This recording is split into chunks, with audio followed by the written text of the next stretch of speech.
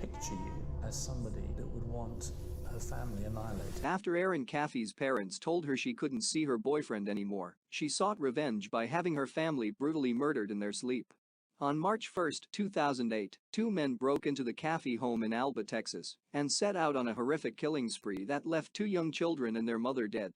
The only survivors were 16-year-old Erin Caffey and her father, Terry Caffey, who was shot multiple times before the two intruders set the house on fire.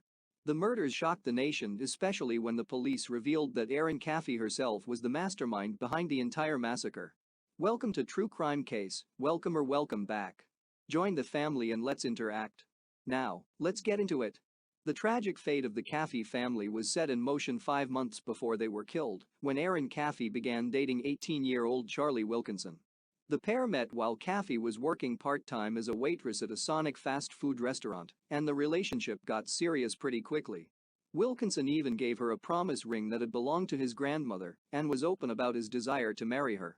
However, the relationship sparked concern in her parents, with Terry Caffey noting that he had reservations about Wilkinson from the start.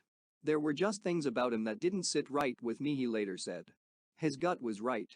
Meanwhile, the Caffeys were heavily involved with their local church, and this merged with their passion for music. Erin Caffey's brothers 8-year-old Tyler and 13-year-old Matthew played the guitar and the harmonica, respectively. Their mother, Penny Carey, played the piano at church. Erin Caffey was the vocalist of the family until she met Wilkinson. At that point, the church-going teen began to slip up in school. Her parents decided to take to the internet to learn more about this bad news boyfriend. What they found convinced them that they had to separate him from their daughter. Wilkinson's MySpace page was littered with sexual references and talk of drinking alcohol. When Caffey broke her phone curfew in February 2008, the Caffeys insisted that she end the relationship. That same month, Erin Caffey started talking about killing her parents in front of friends. Her belief was that it was the only way she could be with Wilkinson. Erin Caffey consequently hatched a murderous plot with Charlie Wilkinson and his friend Charles Wade. Accounts differ as to who, exactly, was the mastermind behind it, but Terry Caffey rebuffs the notion that it was his daughter's idea. Meanwhile, Wilkinson claimed that he had offered for him and Caffey to simply run away together, but Caffey insisted on the murders instead. On the day of the massacre, Wilkinson and Wade pulled into the driveway of the Caffey home. Outside, Erin Caffey and Wade's girlfriend waited in the car. Before entering the property, Wilkinson warned Caffey that he had to kill her younger brothers so that there would be no witnesses left. "I don't care," she reportedly said, "just do what you gotta do." Once inside, Wilkinson made his way to Terry and Penny's room and fired away at the sleeping couple with a .22 pistol. After taking multiple bullets himself, Terry Caffey watched his wife die as he lay beside her, unable to move or speak. Wilkinson's gun then jammed, so Wade pulled out a samurai-style sword and used it on Penny, almost decapitating her.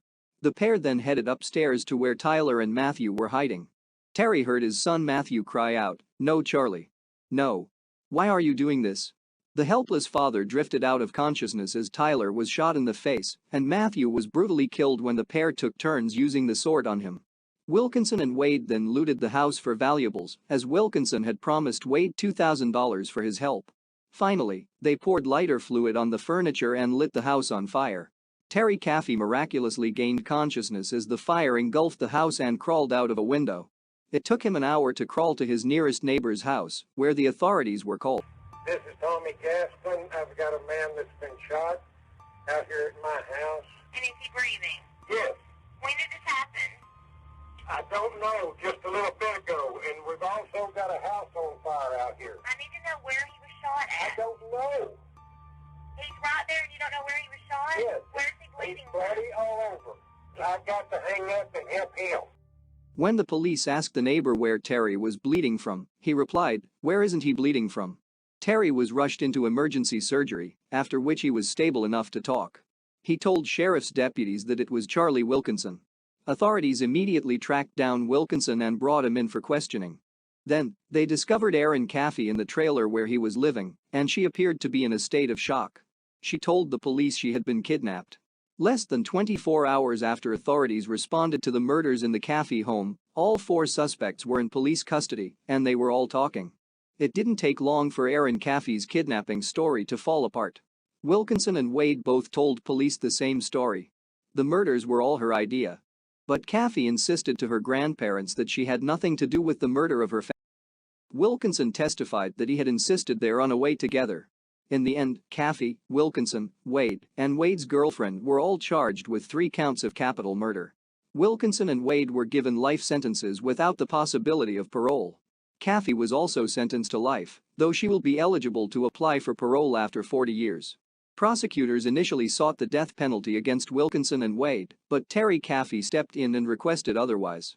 Despite all he'd been through, he still believed in the forgiveness that his faith had taught him. Terry Caffey has maintained a relationship with his daughter, even after the massacre. It reportedly wasn't easy for him at first, and Erin Caffey still denies her role in the planning of the murder. She insists to her father that she tried to run away from Wilkinson the night of the murder, but was forced to wait in the car.